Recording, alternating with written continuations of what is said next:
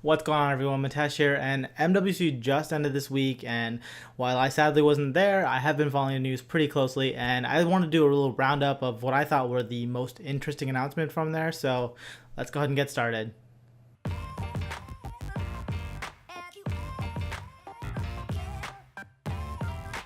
Alright, so starting off with what's no doubt the most important announcement, and that's going to be the Galaxy S9. So I guess I get to start off this video by saying I was wrong. So the rumors had said that the price of the Galaxy S9 was going to be significantly higher than what it was last year, at least $100 more. But turns out the rumors were wrong. Galaxy S9 is going to be priced at the same exact price as the Galaxy S8. So the S9 will start off at $750 and the S9 Plus will start off around $850.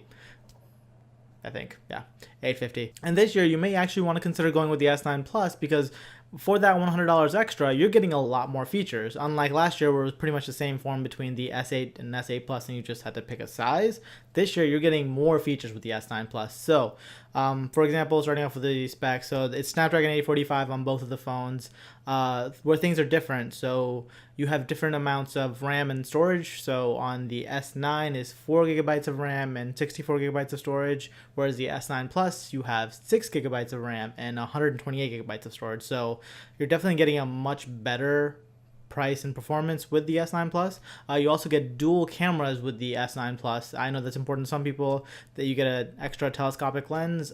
The camera system on the S9 is all new, and the S9 and S9 Plus is you have a dual aperture sensor, and while we're still waiting to see what the results are like, right, and it's got the highest DxO mark and all that. You know how that is, though. Any new phone comes out, any new flagship phone comes out, it's got the highest DxO mark. So we'll see how it is. I've seen a few camera tests, and I'll link a couple down below if you guys are interested, but we'll see in day-to-day how it is. Now, the announcement was kind of considered boring by a lot of people because, I mean, everyone knew what was going to happen, and it's not a new redesign, it's just an iteration on what the S8 was, and while, yeah, it's a little boring, the truth is, I don't know if you can get a better phone than the S9 right now.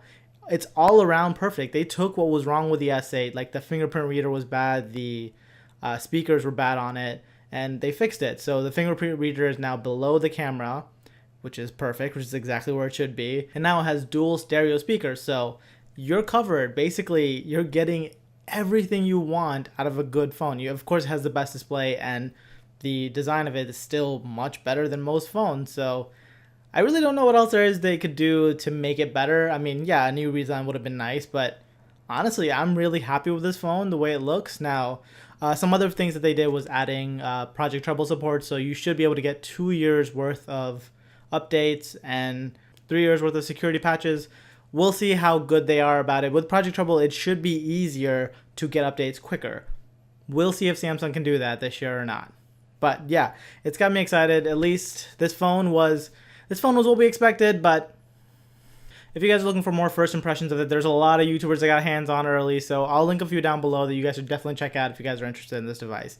But moving on, let's talk about something that's actually way more exciting, and that is the Vivo Apex Concept phone. So much like a concept car, this thing is something that's out there to show you guys what the future of phones will be like, but this is not something you can expect anybody to actually own. So this is something that where the design is going to come down to consumer level phones in the next year or so.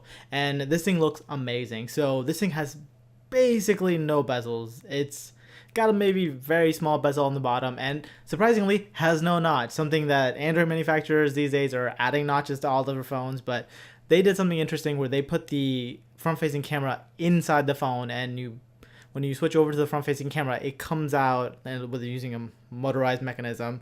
It's a really cool thing. It's a little slow. I'm not sure it's actually practical, and not sure anybody's actually going to do it because, I mean, one of the reasons they gave up the headphone jack is they wanted to save more space inside. So I don't see why they would do this, but it is a really cool concept. Another thing is so this thing has an in-display fingerprint reader like we saw with the other Vivo dual X20 phone, whatever that was.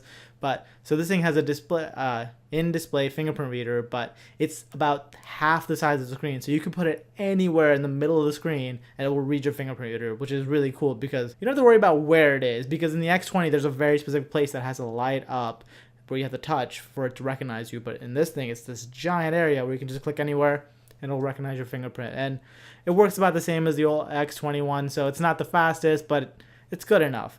So for those of you that were bored with the S9, this is definitely something that's really interesting to take a look at. You're not going to see this in every day, but you know what? It's a really interesting concept.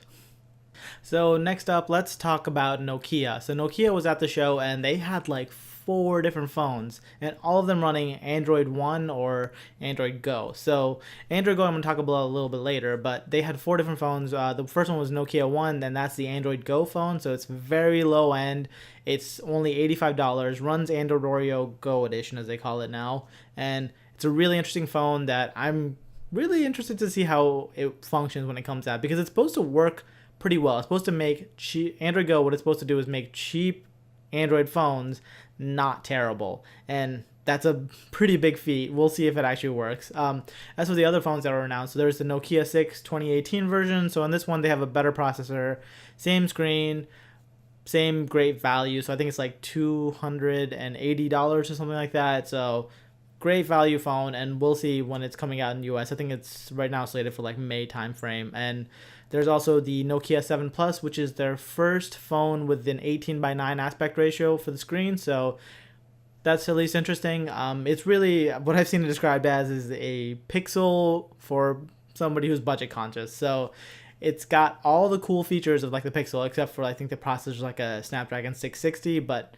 honestly, if you're looking for something that's really good and stock Android and everything, Nokia is definitely bringing it for you. So if you like stock Android, Nokia is definitely a considered company to consider. So they also had the Nokia 8 Sirocco edition, which apparently is something that they have done before for their high-end flagships. It's an interesting flagship. It's got all the newest and greatest specs. It's got a nice camera. It's got a Snapdragon 835 instead of a Snapdragon 845. I mean, I don't know how much of a big deal that is. And it has a 16:9 aspect ratio versus the Nokia 7 Plus.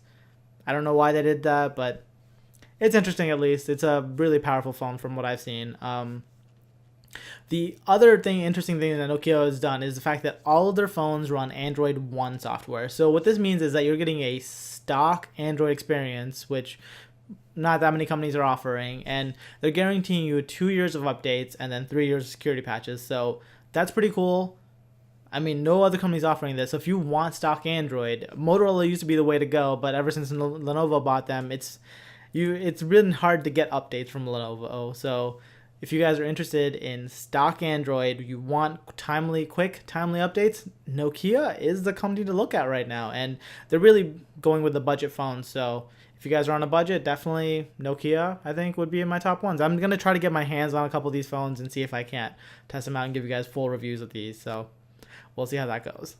Okay, so let's talk about Android Go. So Android Go is really not for US or any of the developed countries. It's really for the developing markets, and really what they're aiming for is India. So they're trying to get people who are going to have their first smartphone, people that can't afford $200 phones even. They want to target sub $100 phones. So right now these phones exist, but they are absolute garbage. So if you try to run Android on a sub $100 phone, you don't know, but it's gonna run just like garbage. It's gonna freeze up constantly. So what they're trying to do is they're trying to revamp Android so that it runs much better on lower end hardware. Now, this is something that they've tried before with Android One. That used to be the program to do it that way. Now, Android One's become like the Google Play editions that we had a couple years back. If you want stock Android on relatively high-end hardware or mid-range hardware, you go with an Android One phone. And if you want the cheapest version of an Android phone you can get, then you go with Android Go. And these phones, the ones that were announced, were, I believe, under $100. Almost all of them were. So it's an interesting price point, and I definitely want to try one of these phones out. I'm going to try to get one. I think the ZTE has an Android One phone that they're releasing in the US, and I definitely want to try with this out. See what it's like to get used to it. See if it's actually somewhat comparable to a real smartphone. I know the camera's going to be nowhere near as good. The cell reception might not be as good, and general performance won't be as good. But if it's somebody's first smartphone, this is something that could be really game-changing for them. So it'll be interesting to check out. Definitely, Android has really had a problem with people trying it out, buying this really cheap hardware, and then being disappointed that it doesn't work very well. So if Android Go edition can solve this problem. Maybe they can keep people when they try to move up in life. So maybe your first smartphone's $200, maybe your next one's $400, or like instead of having those people go with an iPhone, maybe they'll go with another Android phone. We'll see how that goes. But yeah, so those are, I think, some of the most important announcements. There were some other things, like Sony announced the Sony Xperia Z2, which finally has a modern design. It's not the old Sony ones. And guess what? It's finally going to have a fingerprint reader that you can use in the United States and use in Canada, I believe, too. So that's pretty awesome. I'm not convinced that they're gonna price them appropriately, considering that they have no presence in the U.S. market, basically. Yeah, that's pretty much it. There's a couple other phones. There's the Asus Zenphone 5 that was announced, and basically it's a clone of the iPhone 10 for half the price. So if you're someone who really liked the design of the iPhone 10 and you want an Android version of it, Asus Zenphone 5 for $500. I don't know when it's coming out in the US. Those phones usually don't come out that quickly in US at least. But if you're in the rest of the world, maybe you guys can get your hands on that one. So yeah, I think those are some of the most important announcements from it. Yeah, that's pretty much all I have for you guys in this one. I hope you guys enjoyed it. If you want to see more videos like this, go ahead and hit that subscribe button. Don't forget to like, and let me know what you think is the most important announcement of MWC. Go ahead and leave a comment down below for that. And that's pretty much it. I'll see you guys in the next one. Bye.